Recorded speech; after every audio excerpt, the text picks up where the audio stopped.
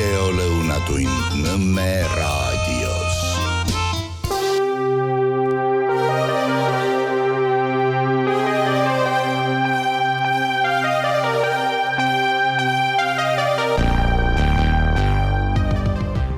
Tere hea ja mõtlev Nõmme raadio kuulaja, vaataja. Minu nimi on Kertu Luisk ja see siin on Vabaduse hääl.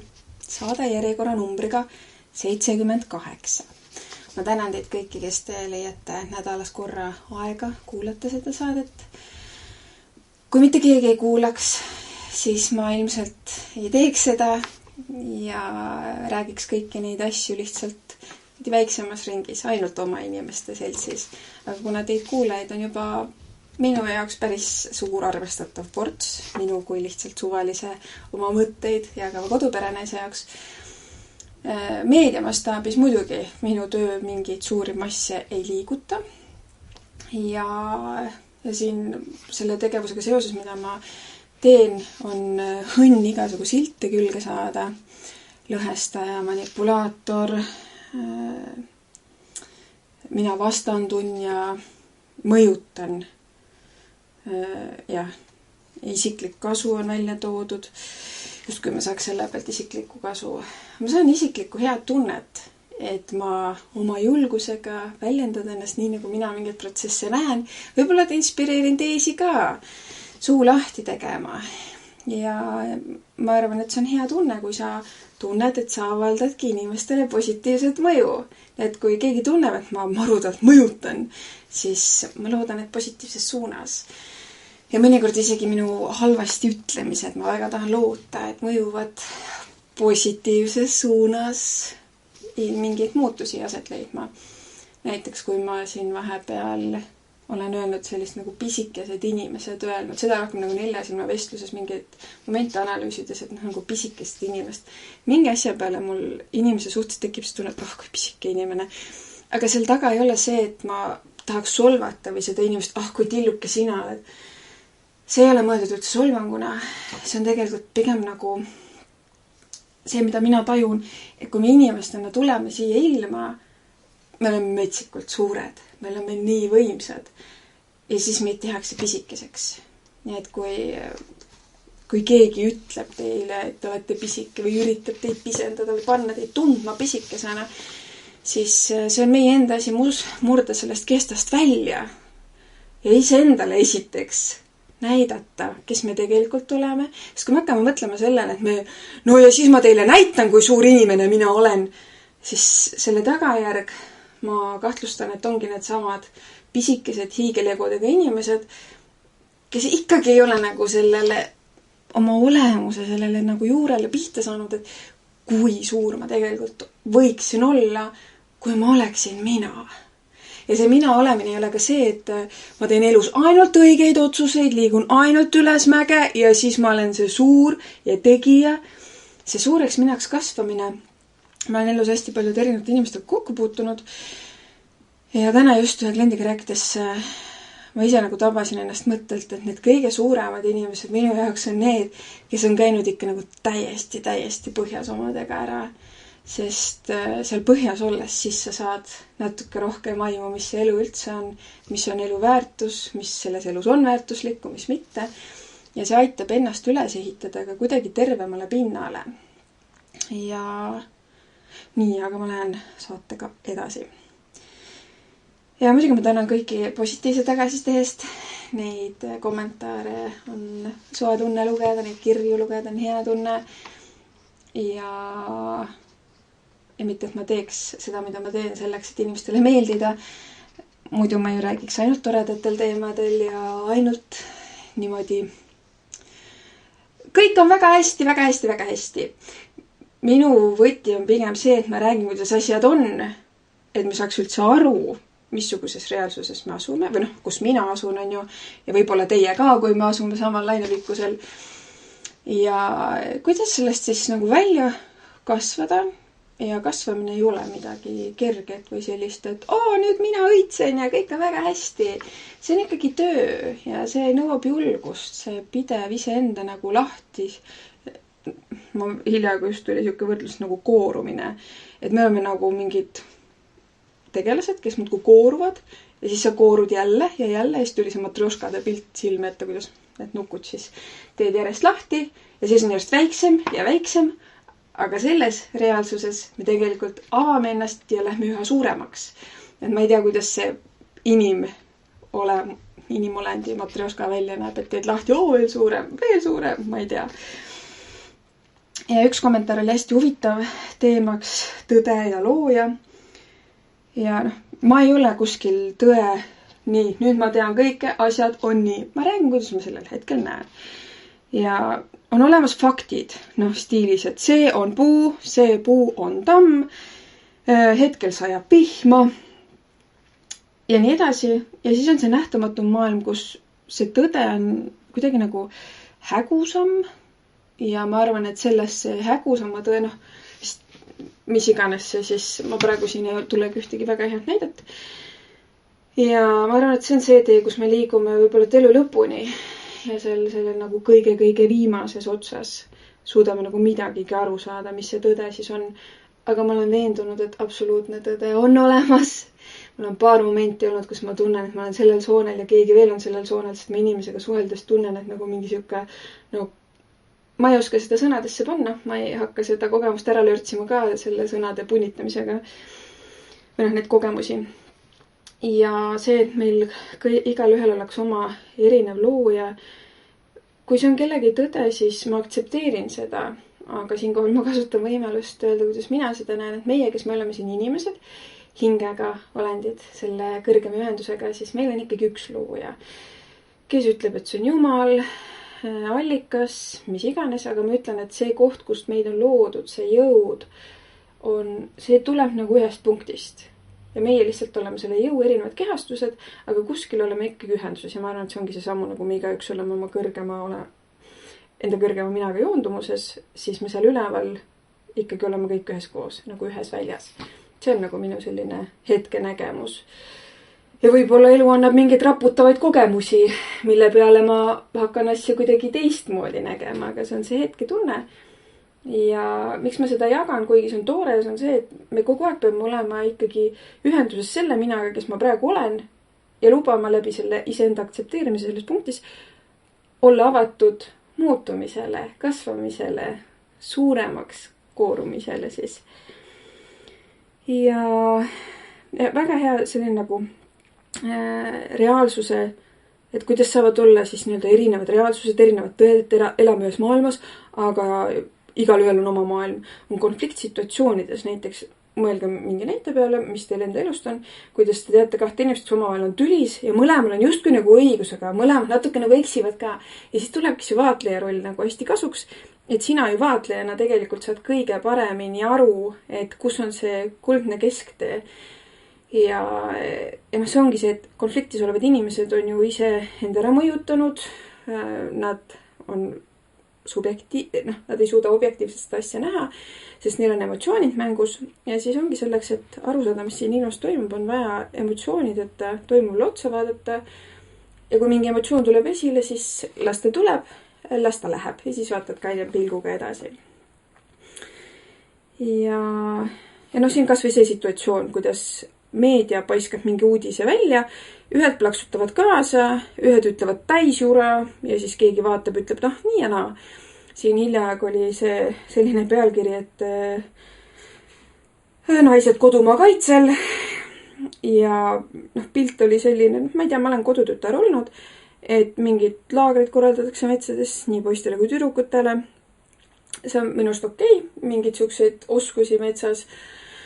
Ma olen erinevatel koolitustel käinud veel hilisemalt ka stiilis, et kuidas ise part tappa ja siis maa sisse matta ja siis sinna peale lõkke teha ja seal lõkke all ära küpsetada. Igasugusest nagu, ma ei tea, kas mul seda oskust kunagi vaja läheb, aga tore, et oskan on ja. Või tikkudeta tuld teha, kuidas metsas vett filtreerida, iseendale mingi onnik ehitada ja kõik sellised oskused on olulised, aga antud kontekstis see ajupesu, mis käib. Ja Ekspressis oligi kirjas, et Eesti naised valmistuvad sõjaks. See on teraapia, aitab hirmudega toime tulla. ja ma ei teadnudki, kas nutta või naerda, et üks asi on see, et sa käid seal metsas, saad seda kogemust, seda loodusega üks olemist, kuidas metsas ellu jääda. või kas või see, et kui mugav on meie argipäev ja kui vähe me mõtleme kaasa asjadele, millest me võiksime tänulikud olla. Metsas tänutunne kasvab mühinal. Ja võib-olla mina olen valel teel, võib-olla need, kes takka kiidavad, et kõik peavad Eestit kaitsma, sest me ju kõik armastame Eestimaad. Võib-olla ma peaks ka vaatama, et seal Ukrainas ju tehti rasedatele ka neid sõjariietusi, et äkki peaks ka mingi tellimuse sisse andma, sest ma ka nagu hoolitsen ja hoolin Eestimaast ja meie tulevikust ja siis niimoodi tõmban maha neid, kes tahavad minna. Ma ei usu elu sees, et nad tahavad. See on need inimesed, kes täna elavad sõjale kaasa, nad lihtsalt ei tea, mis asi see on. Ja ma ei ütle, et mina tean, et mina oleks sõjas käinud, aga ma olen vaadanud videoid, ma annan endale aru, et kui sõda jõuab meie oma pinnale, siis see on midagi väga ülesäratavat kõigi nende jaoks, kes räägivad, et Ukraina peab võitma ja lõpuni välja ja ükskõik mis hinnaga. Kui seal ei ole enam ukrainlasi, kes seda infrastruktuuri üleval hoiaks, stiilis, et ametkonnad oleks kõik kaetud ukrainlastega, seal on praegu selline demograafiline kriis, et kelle ukrainlasi siis lõpuks on, kui ukrainlasi ennast ei ole ära tapetud nii suurest luust või kes on ära läinud või kes lihtsalt viljaks heas naised on otsustanud, et nemad sellesse sõjamasina värki sinna lapsi ei sünnita. Ja siit pange nüüd võrdluseks Eesti. Meil ei ole isegi ruumi selleks demograafiliseks kriisiks või mingi ime läbi selleks taastumiseks. Meie jaoks sõda on kiirtee välja suremisse, ma ütlen, sest tänasel päeval juba eestlasi meie maal on vähe, järjest vähem. Ja kui siit peaks mingi suurem sõjategevus üle käima stiilis, nagu Ukrainas on aktiivsemates sõjakolletes, siis lihtsalt, oleme koheselt indiaanlaste staatuse stiilis, et mõned keegi on veel. Ja huvitav on ka see, et kuidas see nii-öelda lubatud tõde, mida peavool lubab siis välja öelda, et nii on või nii võib-olla on, see on ajas hästi muutuv. Ja kuna infot tuleb kogu aeg peale, siis inimesed ei jõua nagu järge pidada, et mis värk on. Ja nad ei analüüsi, et mis uudised olid nädal tagasi, 2 nädalat tagasi, kuu, aasta tagasi. Nad lihtsalt, täna on nii, okei. Ja siis teevad oma asju edasi, mis on normaalne, me kõik teeme oma asju, aga seda, et oodake, mis asja nagu, see biolaborite teema, USA enda info, et nende biolaborid olid seal, mina seda ütlesin, oli paha. Siis kui peasekretär Mark Rutte ütles 14. märtsil, et sõjajärgselt tuleks taastada suhted Venemaaga, kui mina ja Eesti Rahvaerakonna inimesed on öelnud, et naabriga peab hästi läbi saama venemeelne, kremlimeelne ja nii edasi. Rutte ütles seda ka, et Ukraina NATO-ga liitumise küsimus on laualt maas. Näete, nüüd tema võib öelda. Aga see on ka selline nagu maa kompamine selles mõttes, et nüüd ilmselt väga paljud julgevad veel seda öelda, aga on ka need, kes püüavad töötada selle heaks, et ei, me seda džinni veel välja ei lase, hoiame veel kinni. Näiteks siin oli, kes see meesterahvas, Meelis Atonen, tegi postituse, kus ta ütles, et ma Mark Ruttele ei soovita küll Eestisse tulla. Mul on mädamunad valmis. Ja midagi isiklikku, aga need on need, kes lihtsalt lauslollustega kaasa karjuvad, ega neil muid mure peale nende mädamunad ei ole ka. Ja nüüd huvitav kombel on see COVID-i teema uuesti õhku tõstatud, aga mitte nii, et me saaksime sellest adekvaatset ülevaadet. Natukene pingutasime üle. Karmen Joller, tema paneb lõpuni välja, et jumala õige asi ja teinekord lihtsalt peab rutema hakkama igasugu keelde ja käske rakendama. Aga siin stiilis, et Arkadi Popov ütles, et tunnistas natuke ülereageerimist. Kas nad kardavad midagi? Ja siis on see, et aus ülestunnistus vähendab karistust või ma ei tea, mis loogika siin on. Igatahes midagi kahtlast on nagu õhus. Ja mina mõtlen, et kuulge, et koolide ees olid suured plakatid üleval. Ja see ei ole see, et me tol hetkel lihtsalt ei teadnud, teadlased üle maailma olid häirekella, et kuulge, stopp, seda ei saa niimoodi lahendada, aga neid teadlasi ei kuulatud, kuulati neid, kes siis selle tsentri teenistuses töötasid. Ja need inimesed, kes siis ütlesid seda, mis tänaseks on selge, et oli, meie, kes me suudame reaalsusega kontaktis elada, see, mis toimus, oli ajuvaba, see põhjustas väga palju asjatuid kannatusi, kahju. Kas keegi on öelnud, et jah, et me oleks pidanud neid vandenõuteoreetikuid kuulama ja tegelikult neil oli õigus, mitte midagi sellist.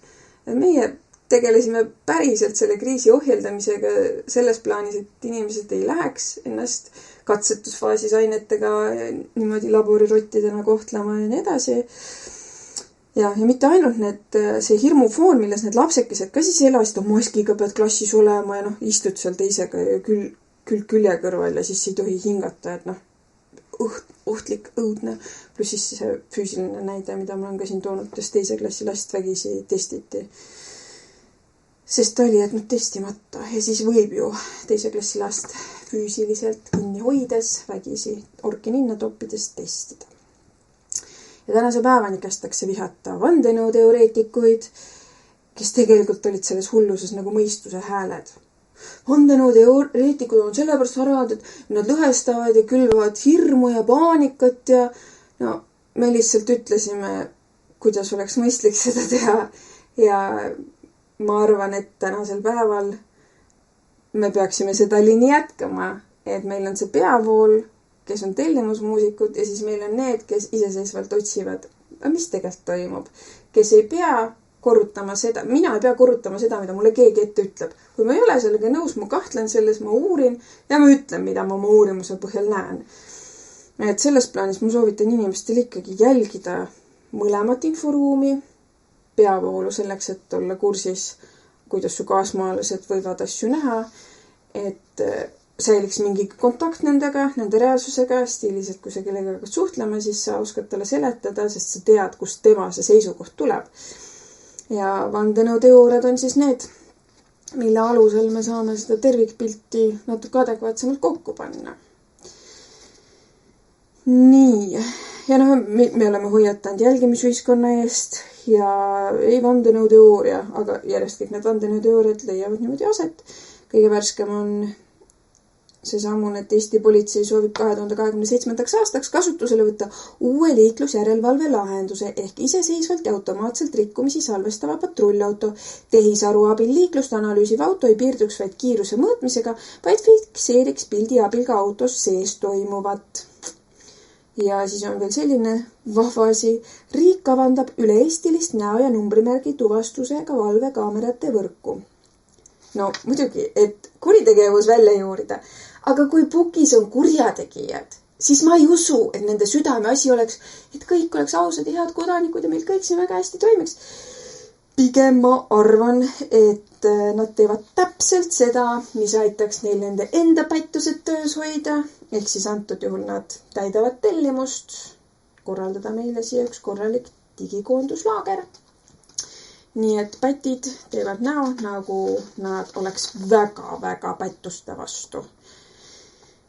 Võt mina neid tegelasi ei usalda ja ei soovita teil ka usaldada. Võt ja mis veel. Ja üldse see, mis meil meediamaastikul toimub, vahepeal on täitsa kahju nendest inimestest, kes elavad selles ainult peavoolu meedia mullis. Sest sa pead oma tunnetuse olema täiesti välja lülitanud, et neid lühiseid, infolühiseid mitte märgata. No kas või see, kuidas raadiost juhuslikult kuulsin, et rohepöördest pole meil pääsu, sest me kõik soovime, et maakera säiliks. Jah, ilmselgelt, et meie, kes me siis ütleme, et rohepööre on jura, see on loodust kahjustav, et meie oleme siis need, kes tahavad, et maakera pauguga lõhki käiks või ei. Ma arvan, et me hoolime loodust isegi rohkem, sest meie vaatame loosungitest kaugemale. Me saame aru, et loodus terviksüsteemina eeldab teatud tingimusi ja meie asi on siis omalt poolt anda parim, et mitte seda mõjutada negatiivselt.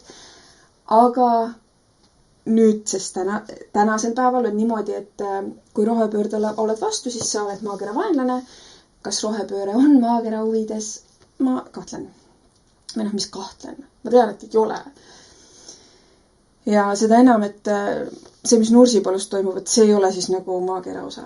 See sõja õhutamine, et pommitame maapinna segi, mürgitame ära aastakümneteks ja siis aga samal ajal me rohepöörde asja, sest me hoolime. Ma ei saa aru. Täiesti lühis minu jaoks.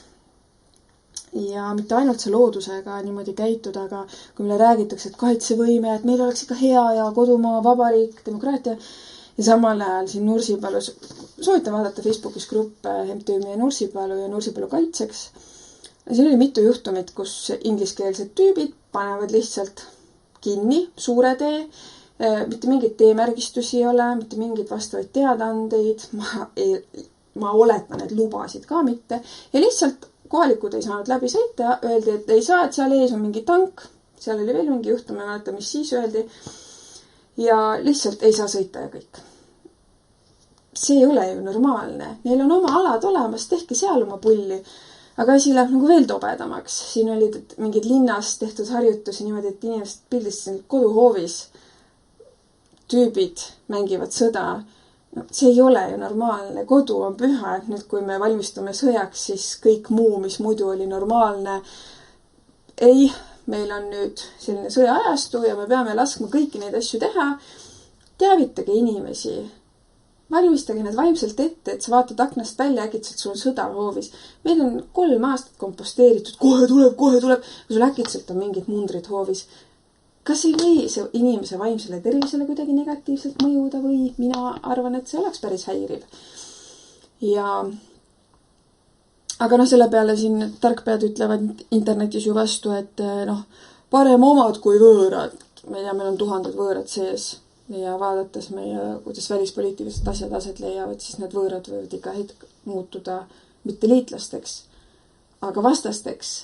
Sest nii need asjad käivad. Mitte ükski võõras ei ole sinu maal selle jaoks, et sinu eest seda maad kaitsta. Mitte sinu eest selles mõttes, aga et tema kaitseb, et sinul oleks siin hea olla. Ei, siin on hoopis teised protsessid. Need militaarturistid, nad on siin raha pärast. Mitte selle pärast, et nad Eestimaad armastaks ja tahaks seda Venemaa eest kaitsta. Ja siis samale loeme meediast, kuidas Kusti ja Hanno omavahel 1,6 miljardi peale kemplevad. Justkui nagu see määraks, kas me kaotame või võidame. Mis selle rahaga siis on, kui selgeks saab, siis ongi hästi. Ma jagan teiega ühte ebamugavat tõde. See on minu tõde. Kellel on teine loo ja teine reaalsus, siis te võib-olla näete seda hoopis teistmoodi ja ütlete, et mina loon negatiivset reaalsust oma selliste lausetega. Reaalsus on üks. Kui me ei tunnista seda endale, räägime selle positiivseks, siis see ei ole positiivne reaalsusloome. See on valest kohast reaalsusloomega alustamine, et reaalsust luua, me peame aru saama, mis punktis me asume, mis on meie väljavaated. Ja see ebamugav tõde on see, et mida rohkem raha ja relvi, seda kauem sõda siin maal kestaks. Ja seda rohkem inimesi saaks surma ja kaotus on garanteeritud. Ja see on see Venemaa jutupunkt. Nad tahavadki, et me alla annaks kohe. Ei, tuleb pingutada ja siis me võidame, Ukraina võidab, kui Eestisse tuleb sõda, siis ka võidame, Venemaa paha agressor. Ja siin samas mingid kuud tagasi ju öeldi välja, et ennetava löögina ollakse valmis Eestist andma siis löök Venemaale. Ja siis nagu, kes alustas? Ma ei tea, siuksed momente, ma mõtlen, et ma ei tea, äkki see on lihtsalt mu raseda aju, mis enam ei suuda protsessida informatsiooni, aga tõesena, kui öeldakse, et Eestist teha ennetav löök, siis kuidas see nagu ajalooliselt niimoodi pärast välja hakkab nägema, et Eesti alustas ju, aga jah, mida mina ka tean. Aga lihtsalt see võidulootus, see, et jaa, et investeerige rohkem raha, rohkem maad andke ameeriklastele ära ja nii edasi, see on lihtsalt see, mille abil meid lüpstakse. See võidulootus, see eduelamuse lootus ja Venemaa tuleb ikka kätte maksta, mis nad kõik on ajaloos teinud. See lihtsalt teeb meist hetkel sihtmärgi selles räpases äris, meid kurnatakse. Ja hästi huvitav ongi see, kuidas kui meie räägime, meie nii-öelda need vandenõuteoreetikud, ma ütleks vandenõuanalüütikud, kui meie räägime, siis otsitakse nagu terahaaval, et midagigi, millest kinni hakata. Ja siis on meil mingid arvamusliidrid, kes lihtsalt arvavad asjadest, aga mõni saab ka eksperdisildi, kes ka tegelikult, kust seda infot võetakse, selge on tänaseks, et nende 3 aasta vältel on meil igasugu jahu aetud ei ole mingit faktikontrolli, et Igor valetas, Stoicescu valetas, Saks valetas, mitte midagi sellist. Nad keeravad veel vinti peale. Postimehe sõjastuudios oli keegi T-Bone nimega mees. No see ülevõlli välimus, kes te ei ole näinud Hutu-Tutsi show'd, siis vaadake seda Postimehe sõjastuudiot ja Hutu-Tutsi show'd otsa ja täiesti nagu sama, nagu oleks mingi sama žanriga tegu. Ja ma alguses arvasin ka, et see on mingi nali. Ja vaatasin veel seda blondi naisterahvast, kes seda T-Bone'i siis seal intervjueeris ja ma vaatasin, maru hästi suudab nagu sirget nägu teha. ja selles mõttes läheb see asi nagu eriti jubedaks kätte, et see, mis Nursipalust tehakse, kohtuprotsessidega on suudetud võimalikult palju kahju ikkagi ära hoida ja kellel vähegi võimalust, ma soovitan toetada MTÜ Meie Nursipalu tegevust. Nursipalu.org lehelt leiate vastavad pangarekvisiidid, sest hetkel ainuke viis seda maad ja rahvast säästa ongi kohtuasjad, mis jah, on pikad, on kulukad, aga mingi hetk kogu see mäng pöördub. Ja siis on lihtsalt tänu nendele venitamistele saadud pidurdada seda kahju, aga üks kahju, mis mind nagu täitsa jõnks jooksis läbi, mis on väga kole väljavaade. 18. märtsil kirjutas Postimees: Balti riigid ja Poola lahkuvad jalaväemiine keelavast leppest. Ju on siis vaja, et võita Venemaa, on ju.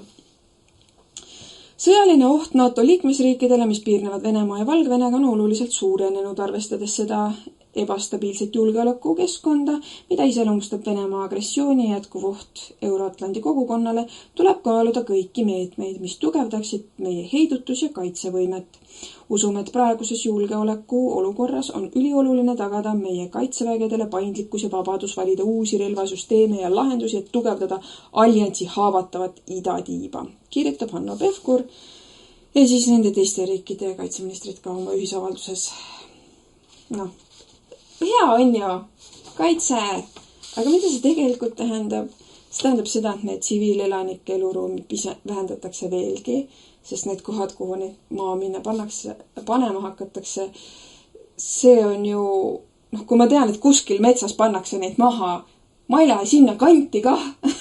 Et kui meil muidu siin siiamaani avastatakse maapuust mingeid mürske, mis on küll vajavad demineerimist ja siis on lihtsalt ohutud, aga ikkagi see on aastakümneid meie maapõues olnud kõik see asi. Me ei ole siiani neid vanu asju sealt välja saanud ja siis tühistame selle leppe ja paneme järgmiseks, ma ei tea, kui kauaks ajaks edasi tiksuma. Ja see ei ole see, et sa leiad, et kui sa seda kuidagi ei põhjusta, et see pauku teeks, ta ei tee pauku, aga maamiinid on midagi sellist, mis teeb pauku.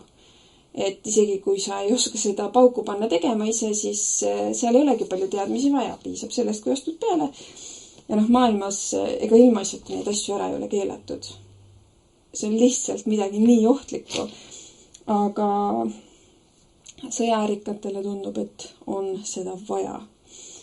Ja meie sellises sõjaäri puudutavas osas igasugu keskkonnaaktivistid, inimõiguslased, vait. Sõjääris on kõik lubatud. Hüvasti inimlikkus ja lihtsalt siit jookseb piir. Greta Thunberg meile Nursipalu ilmselgelt ei tule. Ja meil tuleb lihtsalt sellega leppida, et nii on, selliseid otsuseid tehakse. Ja ma tean, et meil ei ole täna neid hoobasid, millega saaks hakata sellele lollusele vastu. Lihtsalt ei ole. Ja mida me saame tänases päevas teha, on väiksed sammud. Ja see on ka see põhjus, miks ma olen inimesi kutsunud üles, osalege kohalikel omavalitsuste valimistel, sest siis me saame vähemalt kohalike omavalitsuste läbi juba hakata neid protsessi pidurdama. Nursipalu. Miks Nursipalu saab aset leida? Sest kohalikud omavalitsused lähevad kaasa sellega. Rahvale tehakse nägu, et ei, me ikka siin ja huurime ja ikka peab seda asja vaatama. Issigi te ei vaata. Te lihtsalt vaatate, palju raha sealt saab, sest kohalikel omavalitsustel on eelarved lihtsalt nii tuksi keeratud selle prassimise ja kantimistega, et puudu tuleb raha ilmselgelt. kui siin üle Eestil igasugused valdade liitmised, optimeerime, liidame vallad, kas läksid need eelarved kuidagi nagu sujuvamaks, hakkas rohkem vahendeid üle jääma? Ei, lihtsalt igasugu sihtasutused ja muud trikid, kuidas siis seda raha rohkem saaks kõrvale kantida ja inimesed kõik, kellega mina olen suhelnud, kes on jäänud nendesse liidetud valdadesse, ütlevad, et peale seda läks elu kehvemaks. Ja igasugu need rahalised koormused muutusid justkui üle jõu käivateks, kuigi pidi olema väga optimeeritud ja hea asi majanduslikult.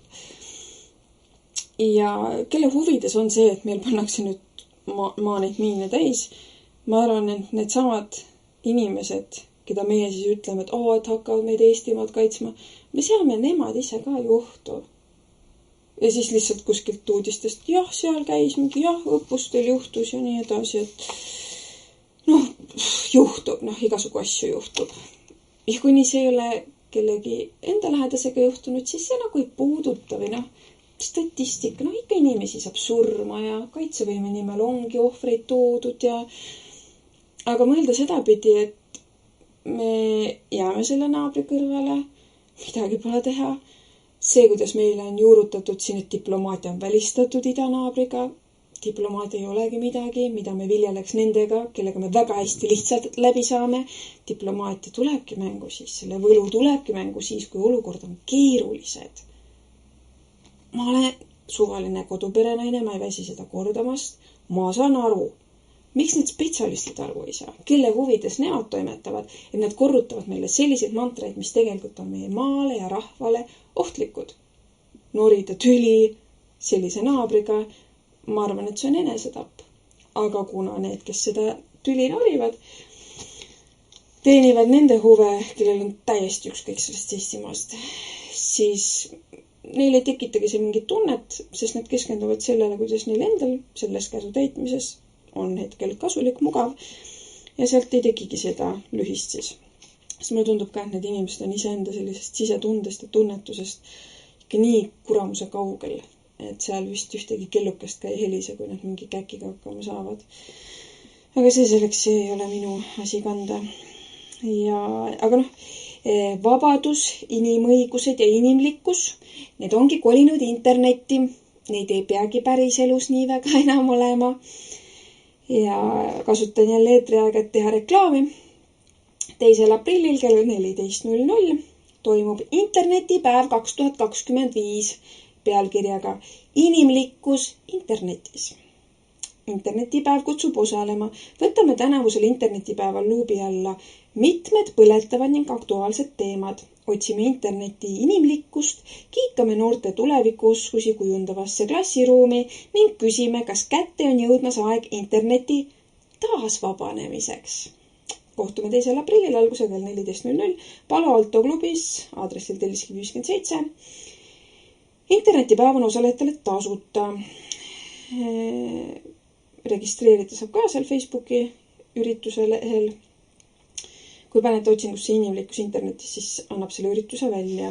Kavas on siis kogunemine suupisted, internetipäeva avamine, paneelarutelu inimlikkus internetis, välkkõne MTÜ-lt digitarkus, paneelarutelu, nutikratid klassiruumis, keelata või võimestada. See on see sama äpiõppe, millest ma olen rääkinud varasemates saadetes. Nutikratid. Kohvipaus. Välkkõne Välisministeeriumilt internetihaldusest rahvusvahelisel areenil. Ja mina mõtlen, arvestades, mida kõikised Tsahkna on siin viimasel ajal välja öelnud, siis Välisministeeriumi tegelased peaksid olema need, keda tuleks lastest nagu väga kaugele hoida, sest see rumalusega, see lihtsalt, ma ei ole mingi tark inimene, aga kui meil on ministrid, siis need peaks olema meie ühiskonna selline crème de la crème, kõige targemad. Ja need noored vaatavad ju, minister, ja mitte ainult noored, ka täiskasvanud, kes on kergesti mõjutatavad, minister, ja nad võtavad kullana seda, mida öeldakse, sest sa ju ei kahtle autoriteetides. Ja see annab selle ürituse kvaliteedi osas omajagu alus kujundada arvamust. Paneelarutelu, interneti taasvabanemine.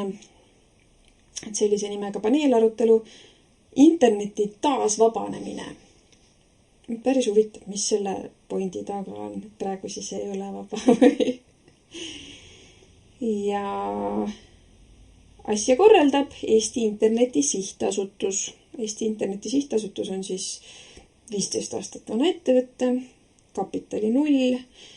Prognoosis on kirjas 2024. aasta käibeks pea 1,6 miljonit eurot, bilansimaht üle 2 miljoni euro, töötajaid 13.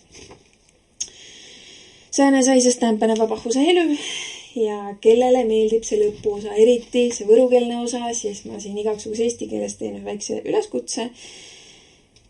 See on küll üks võimas ja väega keel, aga see keel on ohus, väljasuremisohus, sest neid, kes seda räägiksid ja annaksid niimoodi põlvest põlve edasi, on järjest vähem. Ma küll oskan seda keelt oma lastele, ma annan seda, kahjuks ma tunnistan, liiga väikses koguses edasi, sest see, kuidas see minusse on jäänud, on see, et mu isa ainult võru keeles rääkiski. Aga selleks, et sellel keelel oleks suurem potentsiaal ellu jääda, selle jaoks on lehel petitsioon.ee üleval petitsioon pealkirjaga Seto, Võru, Mulgi ja Tartu keel Lõuna-Eesti piirkonna keeleks. Ja ma kogu seda sisu ette ei loe, aga lühidalt on siis lugu selline, et seto keel ja võru keel, samuti mulgi keel ja tartu keel peavad olema riiklikult tunnustatud, sest ilma seadusliku toeta võib Lõuna-Eesti keel hääbuda. Viime keeleseadusesse seto, võru, mulgi ja tartu keele Lõuna-Eesti piirkonna keelena. Ja selle petitsiooni autoriteks on Seto kongressi vanematekogu ja Võrokeste kongressi vanematekogu. Nii et petitsioon.ee lehelt leiate selle üleskutse. Ja täna maiks kõnele lõpun võro keelen ka. Ma ütest kohaliku mehe kirjot, et raamatust löödse üte väga hää kotuse, kuis kats miistomava sannan ja üks kõneles teisele, et tal oli juhus, kuis viinamehe tuliva sanna ja sõs tahtseva viina juua. Ja ta ütel, et kõigepealt tule 3 korda leili võtta. Ma mäletan, kas vihelda tulga. On niimoodi, et nad käve siis sannan ära ja peale edimest tiiru enne 3 miist küsse viina. Siis ta ütel, sai viil paar korda tule viil käve. Ja sõs üte kõrra kävebi viil, siis õnne 1 miis küsse viina ja peale 3. kõrda sõs küsyki äkki enam viina. Ja ütel, et nii saivaki mehed nagu kõrda. Aga seal on nagu oma loogika ka. Ja ta miisses kõnelsi, kuis sannan käymine mootas noid sammu õnnehormoone, mida mootas ka viin. Viin mootas nagu tagajärgi ka pohmelus ja muu ihuhäda. Ja tuu ei kalla tuu, mis on meestlaisi hoitnu, et meil omava saan see nagu oma võtta. Kes mäletas neid võttit, kes ei. Aga me mõistame hinnast hoita, kui me hoiame oma meele ärksa, märkame, mis meile moos hästi, mis halvasta ja mille mitte siis oma säänsid kogemuisi tõisiga jakka ja avita tõisil ka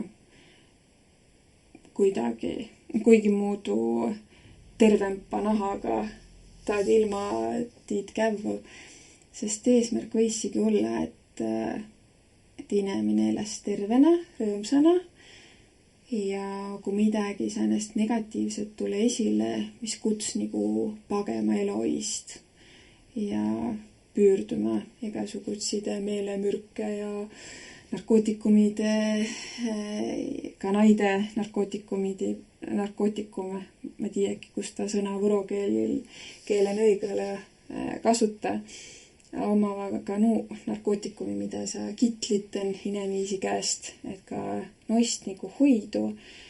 Ja ma arvan, et sann on mütsane väga hää kotus, kui on inemine saa kõik üleliigse välja higista vihelda hinde ihu ja hinge eest huult kanda ja loodusena olemine niisamuti.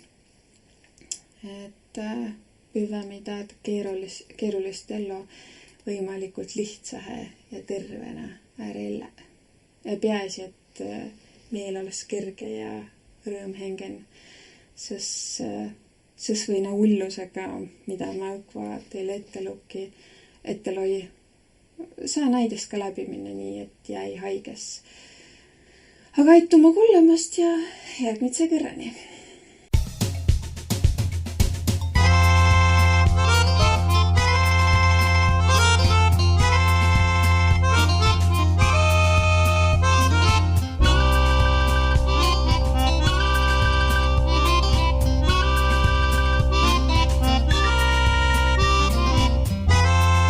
Saade on salvestatud 2025.